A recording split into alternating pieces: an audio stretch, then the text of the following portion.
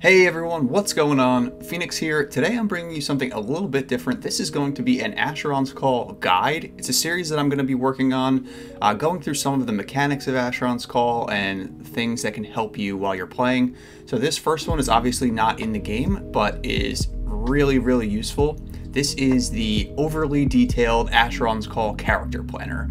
So in order to get to this, you go to treestats.net.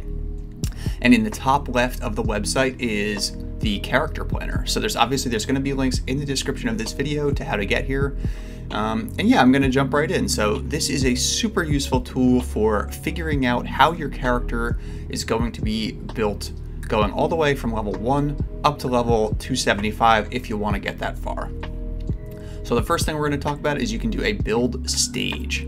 So the first stage here would be level 1, so this would be when I'm starting my character. I can go over here on the right to where the skills are and start thinking about what skills I want to train, what skills I want to specialize. So say I want to make an archer to start, I can just go to missile weapons, click train, it'll go up to trained, and then I can come up here and click specialized.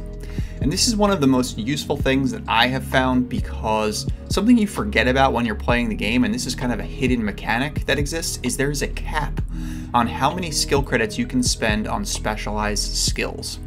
Now you might think to specialize missile weapons is 6 skill credits, but in terms of the specialized skill cap in the game, it counts how many skill credits it costs to train missile weapons, and also how many skill credits it costs to specialize. So it's 6 plus 6 as far as the cap goes. So for instance, magic defense, you always start with magic defense trained. So in terms of the spec cap, it's only those 12 skill credits to go from trained to spec. Whereas if you go with melee defense, it's going to count all of the credits. See, it costs 20 credits for the spec cap. So just something to think about when you're building your characters. Okay, so we're going to do missile weapons, melee defense, specialized. We have 52 skill credits at level 1. Something very important to know in terms of how your character is going to play out the gate if you're not planning on power leveling them. So the things that I'm going to get then are just the magics, if I can afford them, which I think, oh, I've overspent by 8 skill credits. Okay, so maybe we'll unspec melee D to start, and we'll have just 2 extra skill credits. And we can get melee D spec a little bit later on. We're going to go 100 coordination. So this is the attribute section. Also very useful. We're going to go 100 self because we're planning on getting summoning at some point later on. And then we're going to go 100 endurance also to help with that summoning later on. It's also really good to start with a lot of endurance in the beginning if you're not planning on power leveling your character. All right, so that stage is done. We can save this, build saved, and then we can add another stage. We can change the level. Say we're just going to go up to level 100. Maybe we have to change it here first.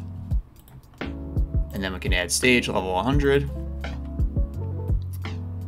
And now you can see we have 84 skill credits. So now we could definitely go up to spec melee D. We can go to spec life. You know, we can train mana conversion, which we forgot about earlier. Not a big deal. And healing, maybe a big deal. So maybe we don't start with one of the magics, but one of the nice things is now we could go back to stage 1, you know, and fix that. All right, so that's pretty sweet. We can add another stage. We can go to, you know, say we want to go to 275 now. This is going to be our best max character. You know, now we can play around with how much experience is invested. At 275, all of our experience is going to be invested. The other really nice thing about this character planner is, say you're trying to hit a breakpoint, like on missile weapons. Say I want to, you know if I can hit 375 wield or whatever wield you're after. You can say, okay, right now I've got 506 buffed and 381 base. But say I need to hit 385 base, you can go down and you can mess around with luminance if you want to. And, you know, you can also tell what required level based on how much experience is invested in all of your skills and your stats. So 275, we're going to do, you know, fully invested. We're going to say we use level 8s for everything. We're going to say we have a really good legendary suit. So we've got legendary cantrips for everything. And now you can see, especially useful for summoning, I find, because, you know, you need to hit that 570 cap for summoning. So, you know, at level 275, if you don't have any luminance, the highest you can get with this build right here is 567 summoning, assuming you're not using any sets.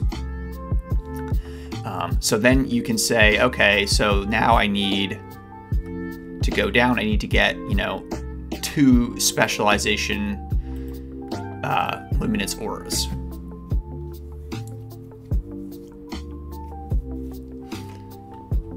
You can, up here on the knobs and dials, you can change it so that all of the things are level 8s and legendaries. I don't like to use this because likely you don't have a legendary suit that includes, you know, literally all of these things.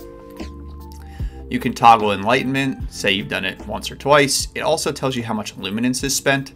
Super useful for saying, you know, okay, I need to get to 5 spec. I haven't enlightened. Okay, it's going to cost me 2.25 million luminance. You can check additional skill credits in the top right corner on Ralria, Chasing Oswald, the luminance one. So you can get a total of 102 skill credits, which is pretty nice. So you can, you know, fully build out everything you want with your build. I guess my healing and mana seed didn't stick. So you can see, like, oh, I've got 10 skill credits left, even though I've got most of what I want. Maybe I'm gonna get, you know, a dirty fighting, or recklessness is really good with a ranged character. So maybe I'm gonna get recklessness. Just some things to think about. On the bottom left, you can do experience augmentations. Now you can do, hey, I've gotten all of them, but it's gonna warn you because you literally can't get all of the experience augmentations. Because you can't get all of the innate attribute ones. So we're going to get rid of that. You know, you would have to do this one a little bit manually. I don't tend to mess around with doing this that much because I don't think it affects too much how your build is going to play out, except for the innate attribute ones. I think those are pretty important. And you could maybe use the, like, oh, I got the plus 10 missile log, and that gets me, you know, that gets me the missile weapons that I need to hit whatever base I'm trying to wield. You can, there's a couple of items, Focusing Stone, Font of Joji down here. I don't typically use that. I like to rely on some of the other things, so. I think that's it for the character planner. Once again, you can save the build.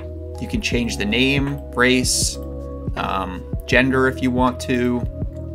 And then you have up here, there's a saved tab, and you can see all of my different characters. It defaults to an adventurer as the name. You can import builds if someone sends you one, because you can export this, you can reset, you can share the link. So you can be like, hey, do you like my build? And yeah, I think that's going to be it for this video. I hope you found it useful. I think this is a really useful tool for people who are trying to plan out characters. And yeah, definitely recommend using it. So if you like this video, please press that like button, please subscribe to the channel, and thanks for watching. Bye.